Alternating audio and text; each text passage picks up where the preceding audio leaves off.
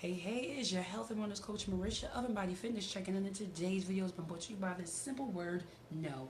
I understand we live in a society that has a hard time comprehending this two-letter word, no. I understand it even more because I am a woman. But moving right along, I'm going to share these top 4 points off top on how you can politely say no that may or may not work. 1.